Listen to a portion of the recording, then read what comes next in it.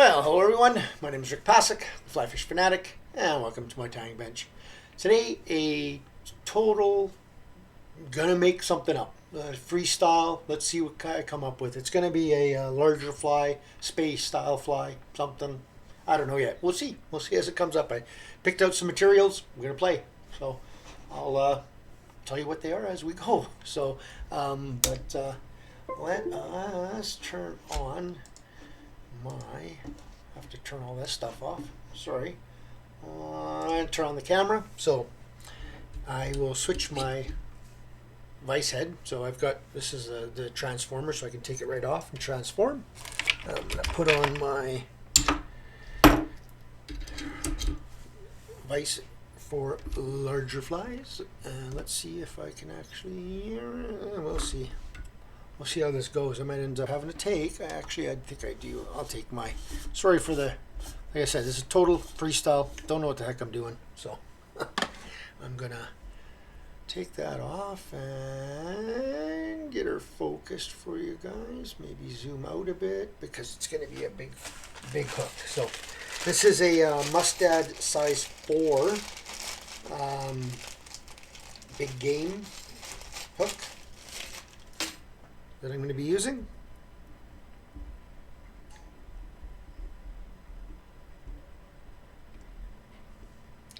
So I will have to go out even a little further and adjust back and up. Yeah, that should be good. Okay, so the materials I picked out, don't know if I'm going to use them all. I picked out some ringneck Spey in black, some strung Schlappen in black, some dyed fox black, some Semperfli black ice dubbing, and then some Lady Amhurts head, and some Uni-French oval tinsel. We'll see what we come up with. I know, oh, and my Semperfli nano silk in black. So we'll see.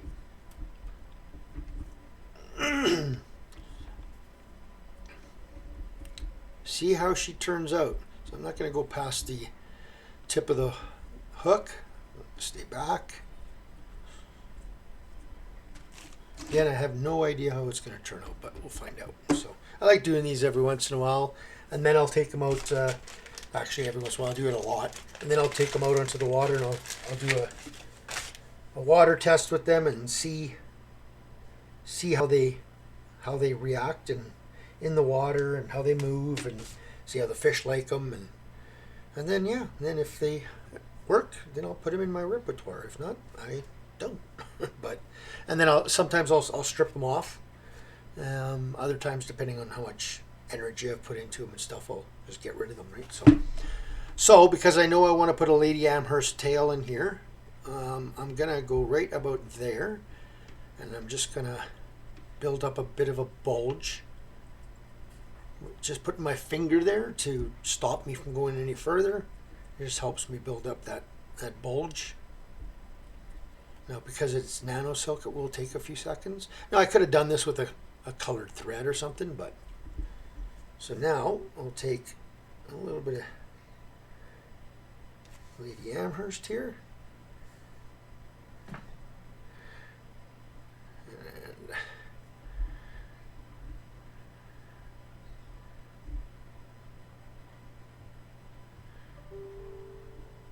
I don't want it going past the hook, so I'm going to stop about there and just tie that down right up to that bulge that I created, and that should get her to sit up. So there we go. Now I will take this all the way forward. I'm just going to do this loosely at first to roughly where I think my body's going to stop. I'll nip off this excess. Body might go a little bit forward, might go a little bit back. Like I said, I have a rough idea of what I want to do roughly. It's just as I go, I might change plans, right? So depends how things go. So now that that's in, come back forward, take my uni French here, if I can find the start of it, because it's come off the spool. There we go.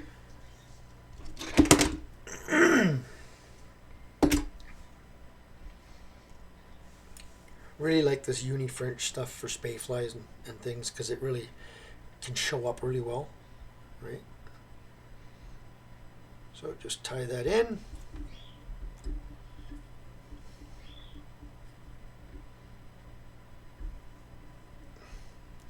Way. So now I'm going to take some of the Semperfli ice dubbing in black.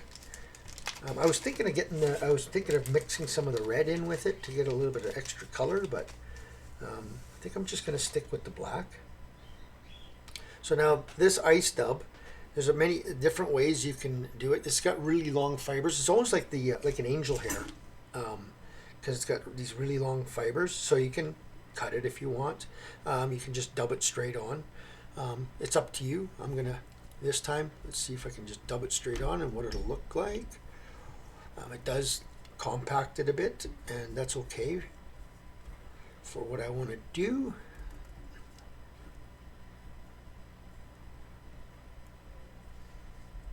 Let's just see how that goes.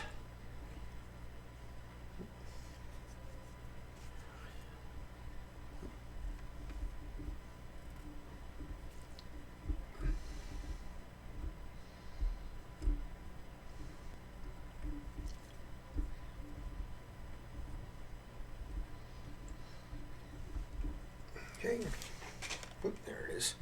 I dropped some and I wasn't sure where it went. You can also, if you want really long fibers, you can like cut this in half and then put it into a dubbing loop, and then you'll get those really long fibers that you can pull out and stuff, right? For like when you're doing leeches and stuff. But again, it depends. Depends what you're wanting. What kind of result you want. I want to have a nicely segmented body here when I'm done. So I want to, I want it, not a tight noodle, but I definitely don't want it really long either, right? Some of these stragglers I might end up cutting off. We'll see after I've finished doing the body up. So I think I'm just going to do, well, I think I'll leave it there because I want to put a, collar up in the front here, but I also want to put a, I'm going to put some fox there to help hold that out. So now I'm just going to take my uni French and just try to get fairly equal ribs.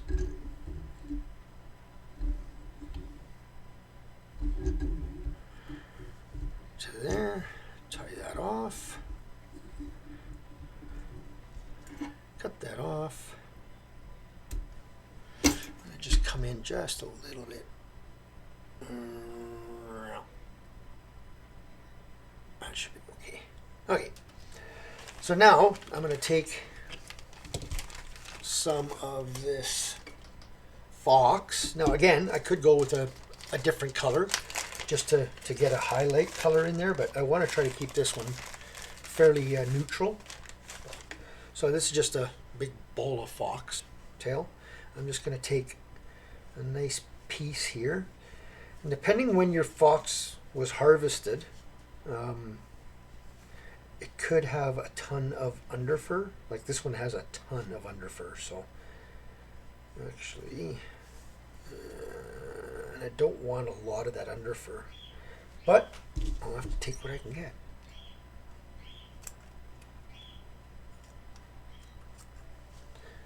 So I'm just going to take a good bunch of it, and I'm going to hold it by the tips. And then here on my bench, you won't be able to see it, but I'm going to take my dubbing brush with the toothbrush end of it, and I'm going to just brush out that underfur a bit. So, right, I'm just brushing it out against the table. And if you want a really nice dubbing, this underfur makes beautiful dubbing. So I'll show you when I'm done here. There's all the underfur that I'm pulling out. right? But it makes really, really nice dubbing. So, but I'll leave that in there for now. Now I don't want it huge, so about there. So I'm going to cut off that, about half of that lengthwise, and then I'm going to put that in my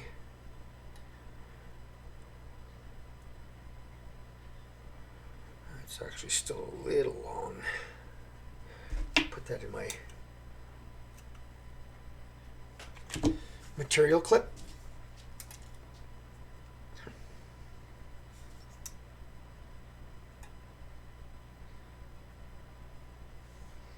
Goes in my material clip.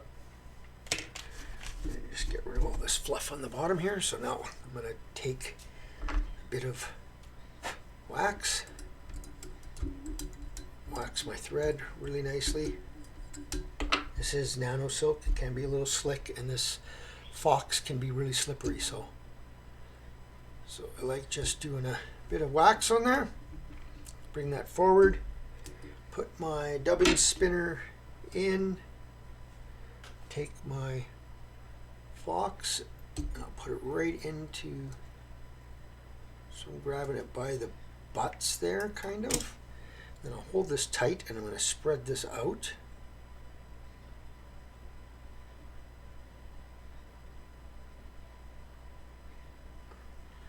So just spread that out nicely.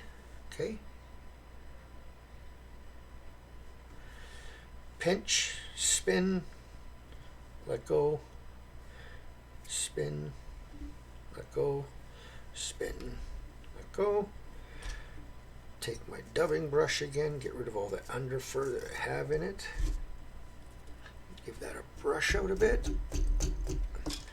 Then I'll stroke it back. Okay, make sure you stroke this back. And I want to almost go on top of it, on top of the last wrap, but just in front of it.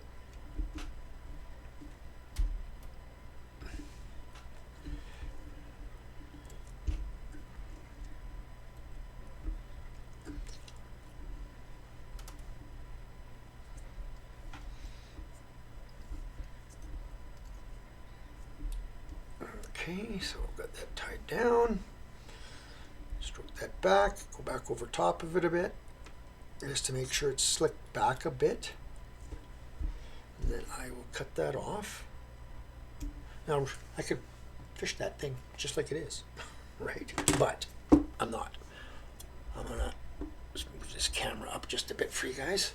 So now, I'm just gonna just stroke that back just a bit more. Build up just a bit of a thread under here. There, that's slicked back nice. So good. So now I'm going to take some of the let's see. Yeah, I think I'm going to go with the ringneck Spey first. Get those long fibers slicking back, right? So I want to pick one, at least one, maybe two, with nice, really nice long fibers on it, like that one there. Maybe that one's a good one. Do one for sure, then I'll see what it looks like. I might add a second one. Just strip off the under fluff because I don't want that anyway, and tie it in by its butt on the side. This whole exercise, for me at least, a lot of it is it's to get the creative juices going, but it's also to just stay familiar and remember material handling properly, right? And how to each material, like how it ties in and how it acts and stuff. It just sometimes you don't tie with a certain material for quite a while, so so a lot of times when I'm doing these freestyles, I play, right? So now I'm just going to slick this back every time I come around. Slick that back. Oh, there you go. My hackle plier let go. I probably was pulling too tight. So slick back again. And I'm going to like right tight to the last turn because I want to get I want to get some of this, like a good amount of this material in, because I want those long fibers sitting back. Again, for a Spey fly, this is going to be, it's not exactly a Spey fly because it's really not the right hook, but for what I want it to do, I want it to pulsate and flow back. So actually, I think I'm going to leave that. I'm not going to put another one on. That's good, because once that's slicked back, that'll look good. So then I'm just going to take I might as well. Should I go black? Yeah, I'm going to go black. Piece of Schlappen. See, this is sometimes where I'd add a highlight color, right? I'd add like a red or something, or a purple, but I think this is gonna keep. I'm gonna keep this one all black. It looks nice and classic and almost leech-like when it's done here, but not quite. So again, just prep took all the underfluff off that I don't want. Tied that in on the side again with the shiny side facing out. Take that stem and fold it back. If the stem's long like that one is, I'll go in and out. Cut it out of there. If it's short enough, I would have just left it in. Then this is a long enough feather. I don't have to use my my hackle plier. So now I'll just slick that material back. Just do one. Full turn. Let's do a second full turn. Just slightly in front of it. That'll be enough. Lock that in. Oh, you know, I let that go. I let that go. I should have just left it, but I didn't. Stubborn. Okay, again, same thing. It's one full turn, two full turns. That'll be enough. Let's tie that off nice and tight. Couple in behind, couple in front.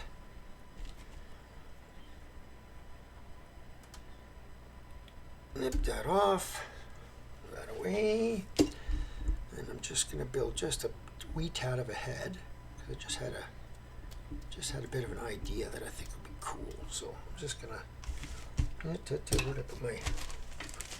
got so many feathers on the desk now. I don't know where to put my whip finisher. There it is.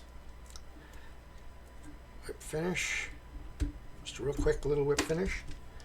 Cut that off.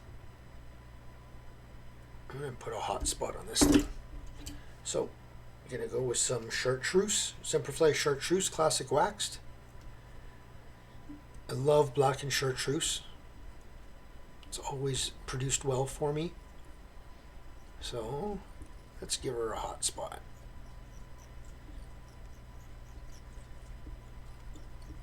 I'm just building the head. That's all I'm doing.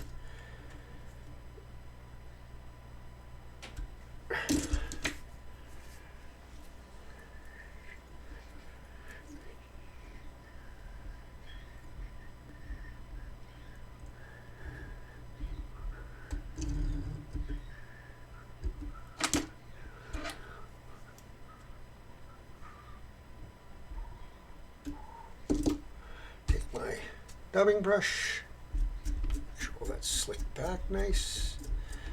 So that Schlappen will give it some nice movement. So well, all of this will, and that because of that fox in the back, it'll help that pulsate, right? So now, if I want to, I can take the Velcro portion of my dubbing brush and pull a little bit of that underbody ice dub out, right? Just pull a little bit of that out just to make it a little bit scruffier. And yeah, I think I'm happy with that. Let's see if I can get that focused better that way. There. I'm happy with that, and I think that turned out pretty cool. So what I could have done, now that I'm looking at it, and I think I'll probably tie another one, is do exactly the same thing, but since I got this nice chartreuse green head, I'm going to use some chartreuse, tinsel or something for a rib in there and get that chartreuse into that body. I think that'll look really cool. But yeah, and this will pulsate really well, like I said, right? That underbody of that fox will help that stay out and pulsate. So like I said, it's just a FreeStyle. No name to it. I'll just call it the no name fly or whatever. But it's just yeah, like I said, it's just something that I like doing often. Also, this tail, I could, instead of white, I could have white and black. I could have went with maybe a green and black, something, right? So it's just something I like doing, and it helps hone your skills as a tyer as well, to just come up with stuff and play, right? So hope you guys enjoyed that. Like I said, it's not a set pattern that I've used or anything, but yeah, it just shows some progression in my thinking of when I'm tying, right? So I think about that silhouette and that movement, like that silhouette that the fish, well, it's not gonna be perfect there, but that silhouette the fish are gonna see, and that pulsation when this goes through the water, and right, it's gonna pulse really nicely, and when this slicks back, it's gonna look really